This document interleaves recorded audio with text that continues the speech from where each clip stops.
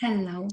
In this video, I'm going to talk about some concepts, ideas in psychology that are quite profound, quite deep actually, but also easy to grasp and very relatable to everyday life reality. So when we start seeing them, they can make actually quite big difference in our lives, and they are quite easy to spot, at least at certain level. So we are going to talk about defense mechanisms, also known as lies that allow us to live. So I'm inviting you to reflect. Have you ever said to yourself, why have I done it? Or why am I feeling this way? Or why am I doing it again? Sometimes our feelings surprise us. Our desires, our needs come as a surprise. And sometimes we act in ways that are not consistent with what we consciously believe we want, with who we believe we are. They might be not consistent with our values or ideas that we stand by. But we keep repeating them. And so we can say that part of our inner life, part of our emotional landscape, part of our desires, motives, needs is unconscious, is below the level of awareness, is hidden from us. Sometimes we say that it's in the shadow, meaning that the light of our awareness, it's not shining on those parts of us. However, if something is unconscious, it doesn't mean that it doesn't influence us. It does still influence us. And also that's why we can be surprised by our behavior, by our feelings, by our desires, because they come from the unconscious aspect of self. So let's go back to the defense mechanisms or lies that allow us to lie. They are designed to protect us, actually, protect us from pain, from uncomfortable feelings, from feelings, desires, thoughts that are not consistent with our image of self, and that they are also maybe too intense or too painful. They have a role, and they can be helpful, especially if they are used temporarily and are flexible. Then, for instance, they can help us bring some relief when we are in profound, deep grief or fear. The problem starts when they become rigid and habitual, when we start using them all the time. Then they start creating kind of jail within our psyche. And then we don't have access to part of who we are. And then inner conflict is created. It leads to us acting in ways that is surprising to us, not in a good way, that creates usually lots of internal or interpersonal problems, and also they prevent us from getting our needs and our desires met. I'll share a couple of examples now. I will talk about something called sour grapes, then about a situation when a person is texting all the time, and then about comfort eating. And I will try to show you how the defense mechanisms, those unconscious ways in which we lie to ourselves, in which we make ourselves not to see, not to feel something, how they play out. I'm finding this topic actually very exciting. And the first example, the sour grapes, is from a book I read when I was still a psychology student. And that book about defense mechanisms really opened my eyes and blew my mind actually in some ways, because I started to see it was, I think, easier to see it in others first, but after also in myself.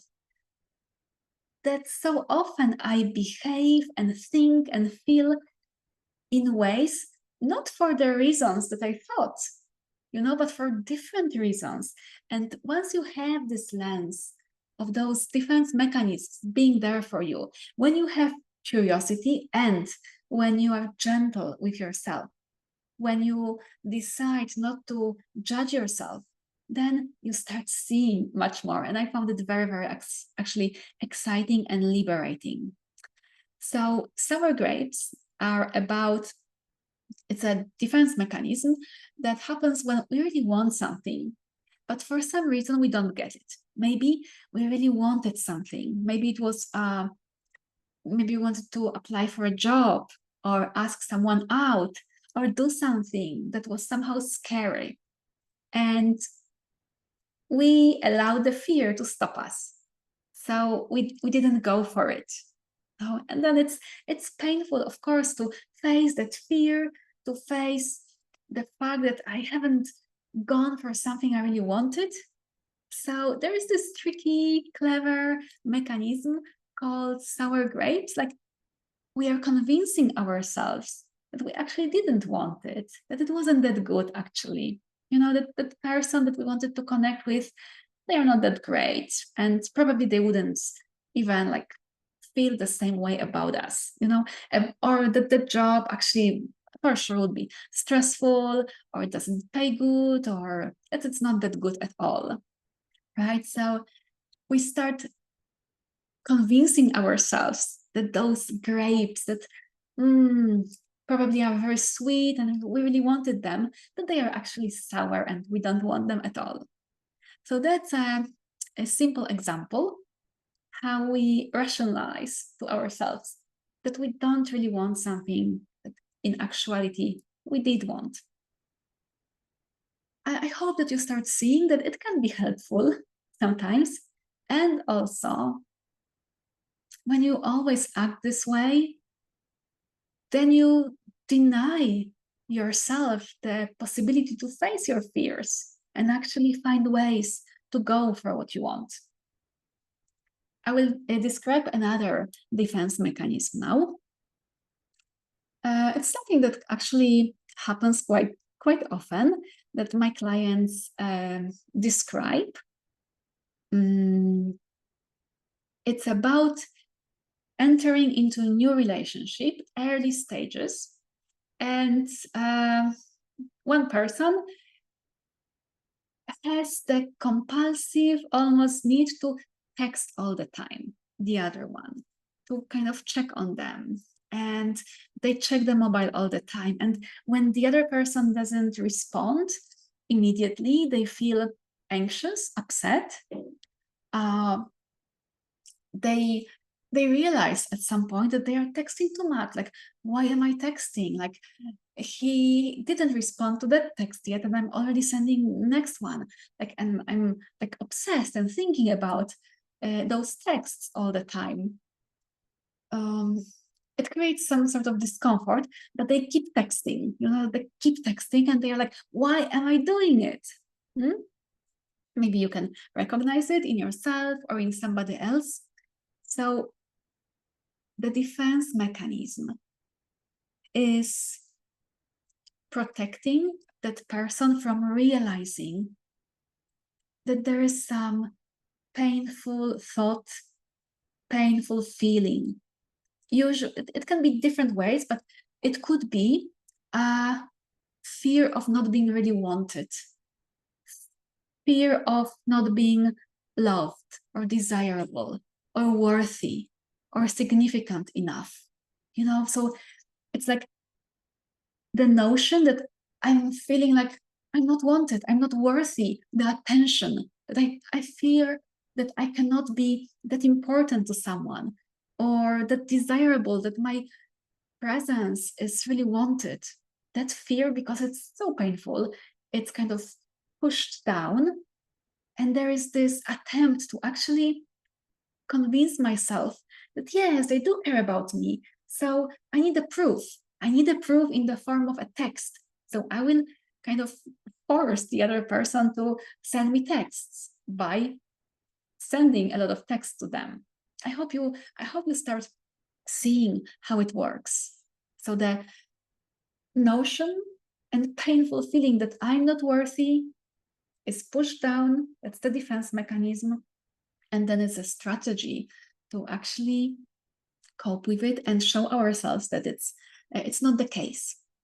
And it can kind of go further, especially when the other person is not responding to those texts that frequently.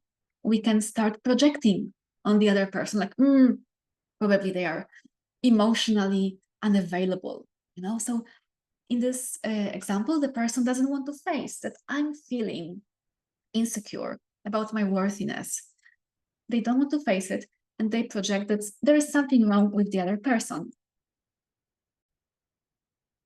Or they might be trying to, sorry, my throat is a bit scratchy.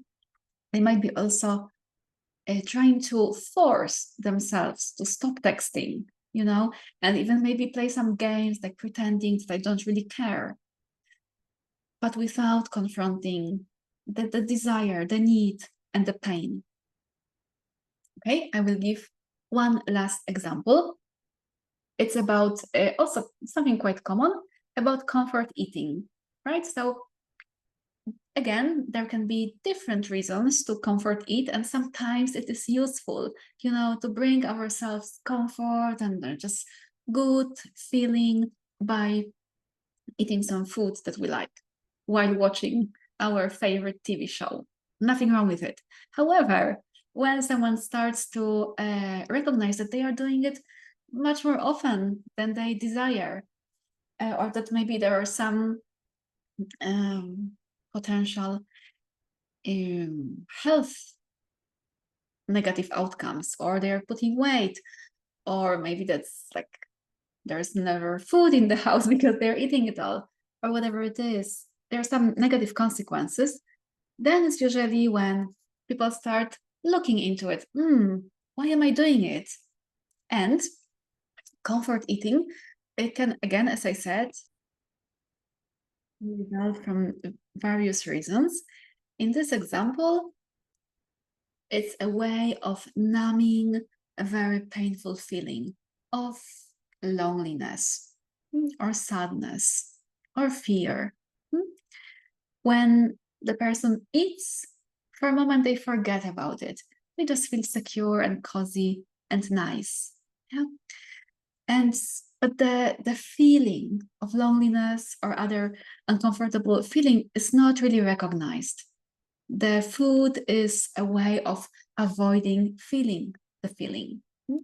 So that if it's like done all the time, the person doesn't then have a chance to give themselves the presence, the love that they need, and also start looking for ways to get their needs met. That's one of the biggest actually issues with defense mechanisms being overused, that we don't give ourselves the chance to expand and find ways to actually get what we truly need and desire.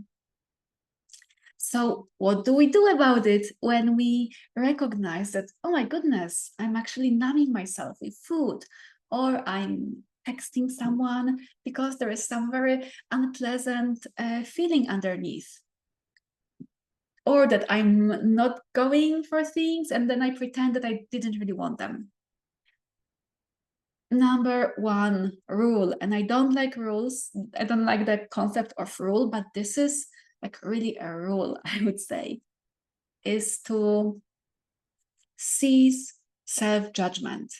Like if we approach it with being critical of ourselves, the defense mechanisms will probably get stronger, or we will find new ones, because we will add more pain and more discomfort, and new mechanisms will come up. So rule number one, approach it with compassion, with love, with gentleness, with kindness towards self. Those mechanisms are there to protect you. It's not like you are doing them in a spiteful way. No, it's your unconscious trying to protect you. So Be gentle with yourself. Give yourself loving attention.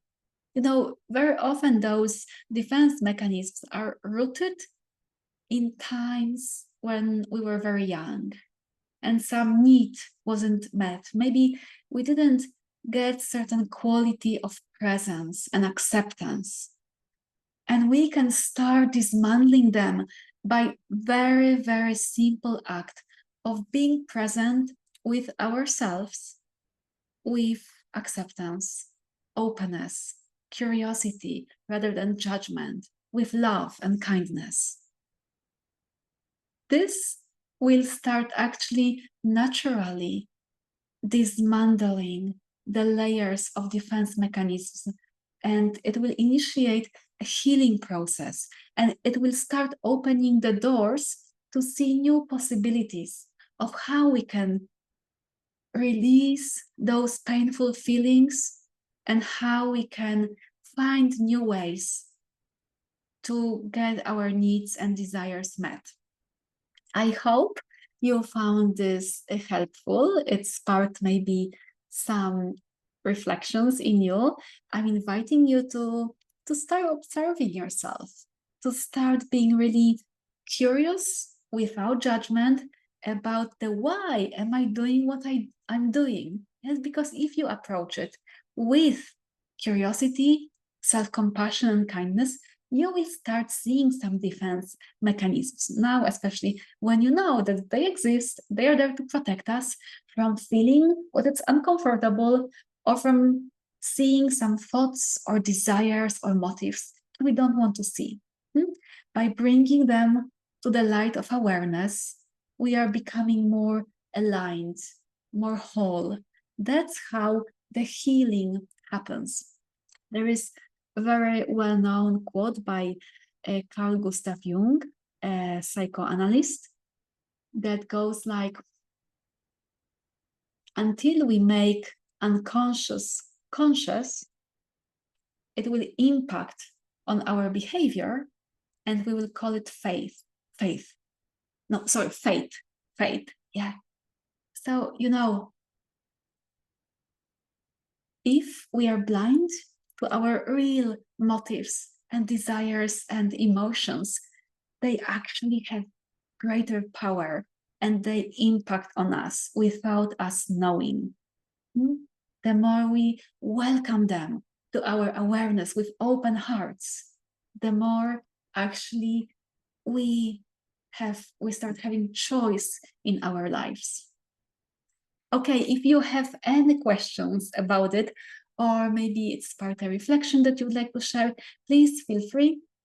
I would be very happy to see comments or to respond to questions.